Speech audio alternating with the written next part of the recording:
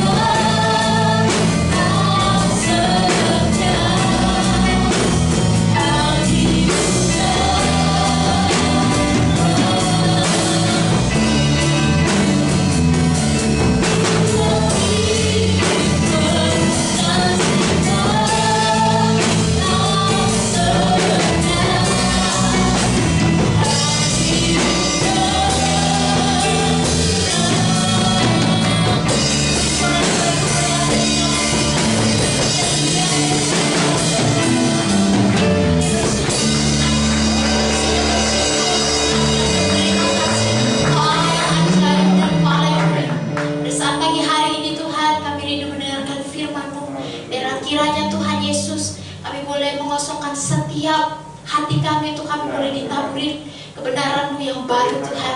Pakai hamba-Mu Tuhan yang akan menyampaikan firman-Mu pada pagi hari ini. Karena kiranya kuasa Allah mengurapi hamba-Mu. Dan jadi dalam nama Tuhan Yesus Kristus kami siap mendengar firman-Mu. Dan jadi dalam-Mu kami berdoa. Haleluya. Amin. Saudara, firman Tuhan pada hari ini saya ambil dalam kitab Mazmur pasal 127 ayat 1 dan ayat yang kedua. Nyanyian Siara Salomo. Jikalau bukan Tuhan yang membangun rumah, sia-sialah usaha orang yang membangunnya. Jikalau bukan Tuhan yang mengawal kota, sia-sialah pengawal berjaga-jaga. Sia-sialah kamu bangun pagi-pagi dan duduk-duduk sampai jauh malam, dan makan roti yang diperoleh dengan susah payah, sebab ia memberikannya kepada yang dicintainya pada waktu tidur.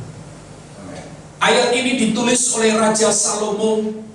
Dan kalau kita paham tentang Raja Salomo, dia adalah seorang raja yang luar biasa, di mana Tuhan mengaruniakan hikmat. Hikmat Salomo itu adalah hikmat yang belum pernah dimiliki oleh orang-orang pada zamannya. Pada saat ada dua orang ibu sedang mempertanyakan tentang seorang anak, dua orang ibu ini meminta kepada Salomo untuk memutuskan siapakah anak itu. Dan saudara, dengan hikmat Tuhan yang dimiliki oleh Salomo, akhirnya Salomo bisa memberikan jawaban tepat siapakah ibu dari anak yang sedang diperebutkan itu. Bukan hanya itu saudara, kalau kita melihat cerita berikutnya, Salomo memiliki hikmat yang luar biasa dari Tuhan, sehingga ratu dari negeri Seba dari selatan datang untuk menjumpai Salomo untuk melihat hikmat yang dimiliki oleh Salomo. Artinya Salomo ini adalah seorang yang memiliki kekuatan luar biasa, memiliki kecakapan luar biasa, memiliki hikmat yang luar biasa. Dan Salomo ini adalah seorang anak raja keturunan Daud, saudara. Dan kita melihat bahwa ternyata bait Allah itu dipercayakan untuk dibangun oleh Salomo. Dalam sejarah, apa yang dibangun oleh Salomo ini merupakan bangunan bait Allah yang begitu megahnya, luar biasa. Dan kerajaan yang dimiliki oleh Salomo adalah kerajaan yang luar biasa. Sehingga ketika bangsa Israel dipimpin oleh Salomo, bangsa Israel mengalami sebuah kejayaan yang hebat. Banyak lawan-lawannya menjadi kagum, menjadi hormat, dan mereka tunduk kepada Raja Salomo. Dan bangsa ini mengalami sebuah kekuasaan yang luar biasa.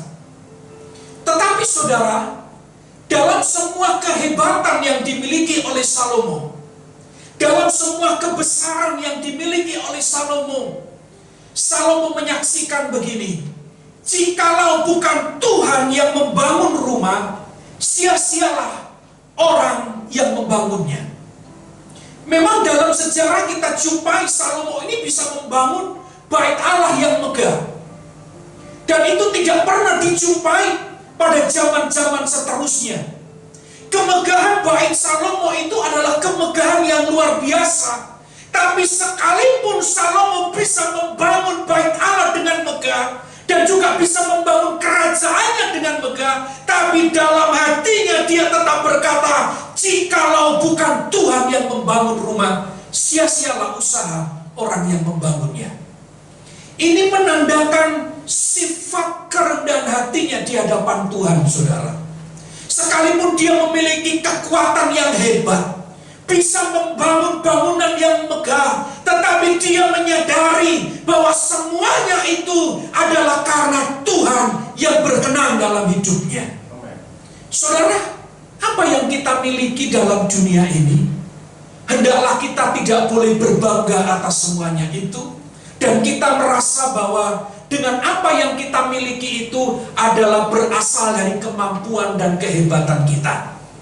Salomo orang yang begitu hebat, Salomo orang yang begitu luar biasa, tapi dengan rendah hatinya dia selalu berkata, jikalau bukan Tuhan.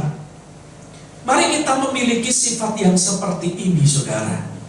Sekalipun Tuhan sudah mengangkat engkau pada posisi yang luar biasa, tetapi kerendahan hati dan kesadaran kita akan Tuhan itu sangat diperlukan, supaya dengan apa yang sudah Tuhan karuniakan itu, kita tidak bermegah dengan kekuatan kita, tetapi yang kita megahkan hanyalah Tuhan saja. Dan ayat berikutnya dikatakan begini, jikalau bukan Tuhan yang mengawal kota, sia-sialah pengawal berjaga-jaga. Kebesaran kerajaan Salomo itu bukan karena mereka memiliki pasukan yang hebat. Betul, Salomo memiliki pasukan yang hebat. Tetapi dari semuanya itu dia memiliki sebuah kesaksian bahwa jikalau bukan Tuhan yang mengawal kota, sia-sialah pengawal berjaga-jaga. Artinya apa? Kehebatan tentaranya sekalipun, kalau bukan Tuhan yang mengawal bangsa itu, maka semuanya adalah sia-sia. Saudara, Salomo memiliki sebuah pasukan yang hebat. Betul, saudara. Salomo memiliki sebuah tentara yang hebat. Betul. Tetapi ternyata dia tidak bermegah dengan tentara yang dimiliki. Dia tidak bermegah dengan pasukan yang dia miliki. Kemegahannya hanya satu. Dia memahami bahwa kalau bukan Tuhan, jikalau bukan Tuhan yang menjadi penjaga Israel, maka sia-sialah kekuatannya. Tidak ada satupun kekuatan yang dimiliki di dunia ini yang tidak akan bisa dihancurkan. Dan dia menyadari itu, saudara, sehingga dia memerlukan kekuatan dari Tuhan. Salomo raja yang besar, tapi dia selalu berkata, jikalau bukan Tuhan. Inilah sifat yang harus dimiliki oleh orang-orang yang percaya kepada Tuhan. Segala sesuatu bisa kita miliki, tetapi segala sesuatu itu juga bisa lenyap seketika, Bapak Ibu. Jadi, kalau kita menyadari bahwa segala sesuatu di dunia ini bisa kita dapat, kita juga harus menyadari bahwa segala sesuatu yang kita dapat di dunia ini juga akan bisa lenyap. Karena itu, mari kita memahami dan membawa diri kita kepada sebuah pengertian yang jelas bahwa jangan sampai ketika segala sesuatu yang ada dalam dunia ini lenyap, kita pun ikut lenyap pengharapan kita. Jangan, saudara. Pengharapan kita satu-satunya hanya ada di dalam Yesus Kristus Tuhan. Dan ayat yang kedua berkata begini, sia-sialah kamu bangun pagi-pagi dan duduk-duduk sampai jauh malam, dan makan roti yang diperoleh dengan susah payah, sebab ia memberikannya kepada yang dicintanya pada waktu tidur. Bukan berarti Salomo itu memberikan sebuah pengharapan bagi orang-orang yang malas bekerja. Alkitab sendiri mencatat bahwa kalau orang malas, ya janganlah dia makan. Ayat ini tidak berarti bahwa orang yang berjerih lelah, orang yang bekerja keras, itu tidak akan mendapatkan hasil. Bukan, saudara. Orang yang kerja keras, orang yang bekerja dengan ulet pasti ada hasilnya.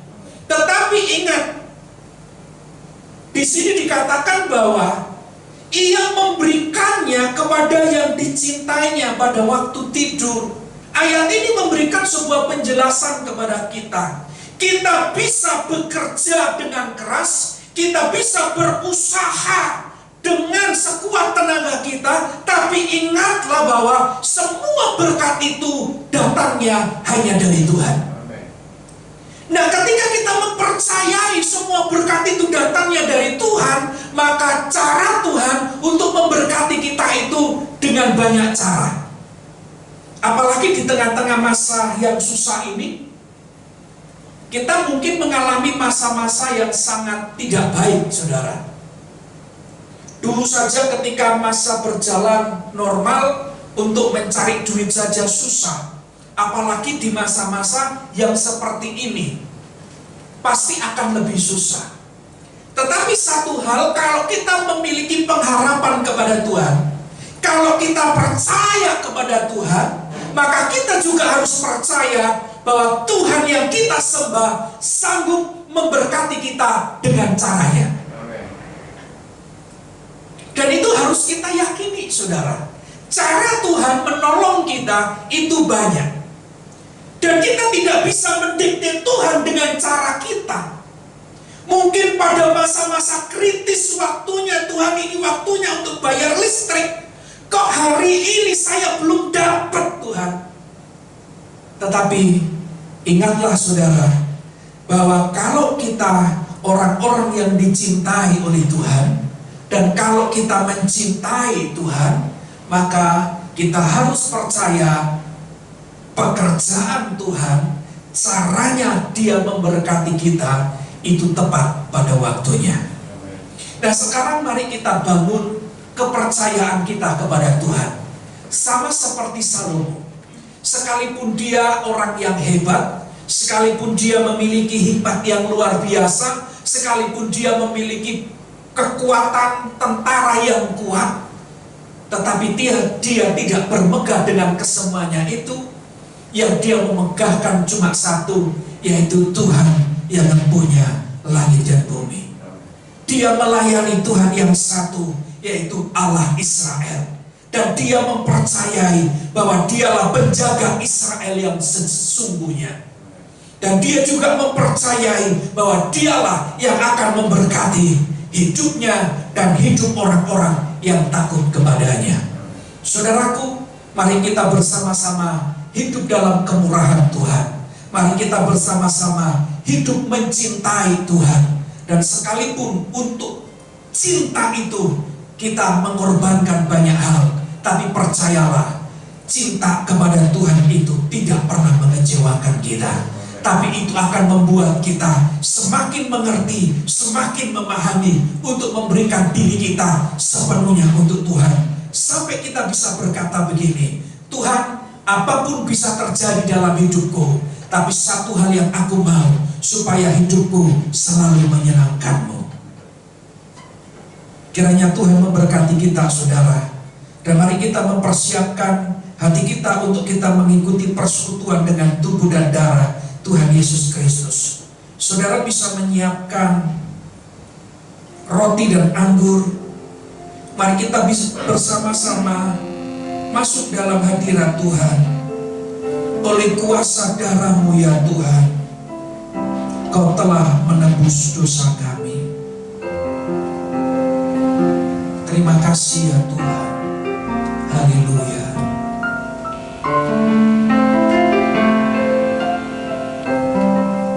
Oleh kuasa darah-Mu, Kau telah tebus dosaku. Kekudusan-Mu melingkupiku. Kasih-Mu mengalir, memulihkan hidupku. Sungguh besar anugerah-Mu, Kau selamatkan hidupku. Ku menjadi ciptaan yang baru oleh kuasa darah-Mu. Oleh kuasa darah-Mu ya Tuhan. Oleh kuasa darah-Mu, Kau tebus dosaku. Kekudusan-Mu melingkupiku. Kasih-Mu mengalir, memulihkan hidupku. Sungguh besar anugerah-Mu, Kau selamatkan hidupku. Ku menjadi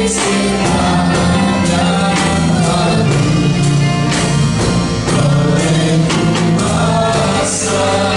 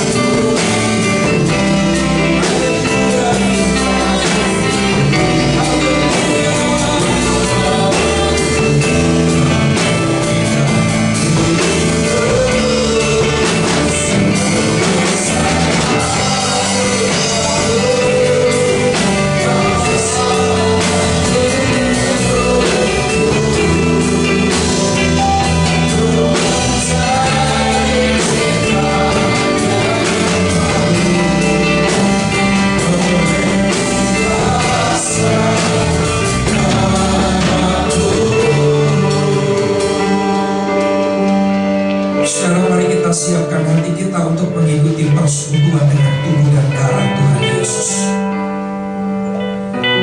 Kuasa darah Tuhan Yesus Kristus itulah yang memperdamaikan kita dengan Bapa. Dan kita sudah ditebus oleh darah Kristus Yesus. Dengan nyawanya Ia menggantikan kita, saudara. Karena itu kiranya kita menerima persekutuan dengan tubuh dan darah Tuhan Yesus Kristus ini dengan pengertian yang benar. Mari kita mengangkat roti ini di tangan kanan kita.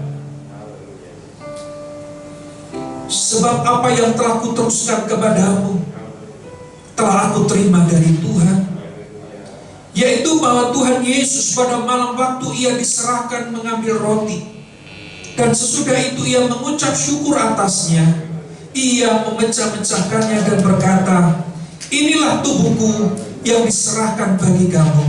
Perbuatlah ini menjadi peringatan akan aku. Saudara, bukankah roti yang kita pecah-pecahkan ini adalah persekutuan dengan tubuh Kristus? Mari kita makan dalam nama Tuhan Yesus.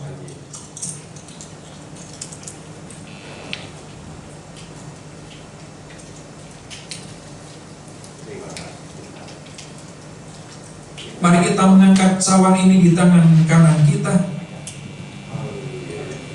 Demikian juga ia mengambil cawan sesudah makan lalu berkata, cawan ini adalah perjanjian baru yang dimeteraikan oleh darahku.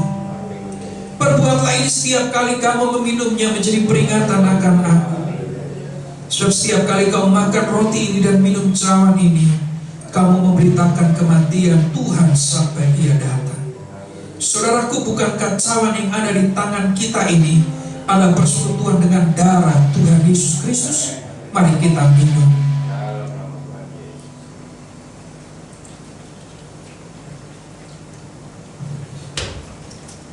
Mari kita bersyukur kepada Tuhan. Haleluya. Haleluya. Kami menyembah-Mu Tuhan.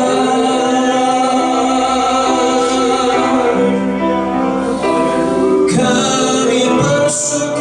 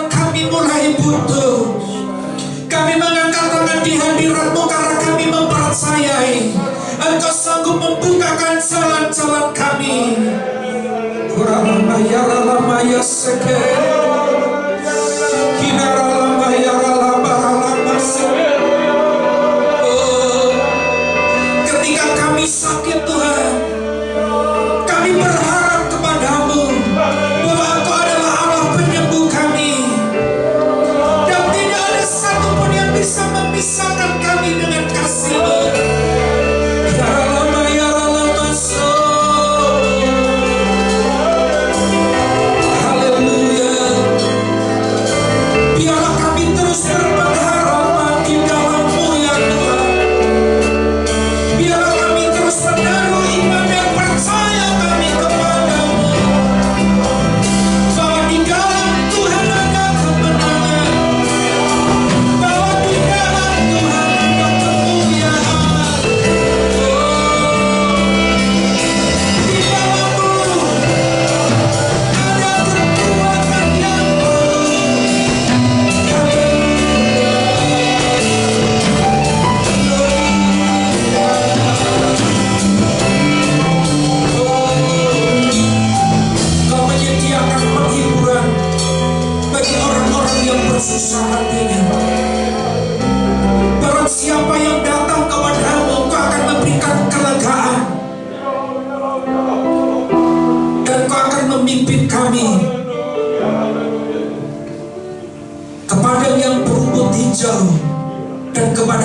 yang tenang. Engkau menyegarkan jiwa kami ya Tuhan. Hamba berdoa, berkati umat-umat-Mu dimanapun mereka berada. Engkau memberkati kehidupan mereka, keluarga mereka, pekerjaan mereka, dan usaha mereka. Di tengah-tengah situasi sulit apapun, kalau Engkau berkenan atas umat-Mu, maka Engkau sanggup memberkati mereka dengan cara-Mu ya Tuhan. Dan kami percaya itu. Buat kami untuk terus melihat kemuliaan-Mu, untuk terus melihat mujizat yang Kau nyatakan dalam hidup kami ya Tuhan. Peliharalah umat-umat-Mu dengan kasih setia-Mu, supaya iman mereka terus bertumbuh di hadirat Tuhan, dan mereka terus mengandalkan Tuhan. Apapun keadaan mereka, mereka tetap percaya kepada-Mu. Tuhan memberkati bangsa kami Indonesia. Berikanlah hikmat kepada pemimpin-pemimpin kami untuk menghadapi masa-masa sukar ini. Karena hanya pimpinan Tuhan sajalah yang bisa membawa kami kepada kemenangan demi kemenangan. Berkati umat-Mu, berkati gereja-Mu, berkati orang-orang yang menaruh pengharapan kepada-Mu, sehingga mereka tetap setia sampai Engkau datang menjemput kami dalam kemuliaan yang Engkau janjikan. Terima kasih ya Tuhan Yesus. Saudaraku yang dikasihi oleh Tuhan, Tuhan menyinari engkau dengan wajah-Nya dan memberikan kau kasih karunia. Tuhan menghadapkan wajah-Nya kepadamu dan memberikan kau damai sejahtera. Sekarang terimalah berkat dari Allah Bapa, cinta kasih dari Tuhan Yesus Kristus, serta persekutuan Allah Roh Kudus menyertai kita hari ini sampai selama-lamanya, sampai Maranatha Tuhan Yesus datang kali kedua. Mari setiap kita yang sudah diberkati Tuhan bersama-sama dengan saya, kita berkata amin. Tuhan Yesus memberkati kita.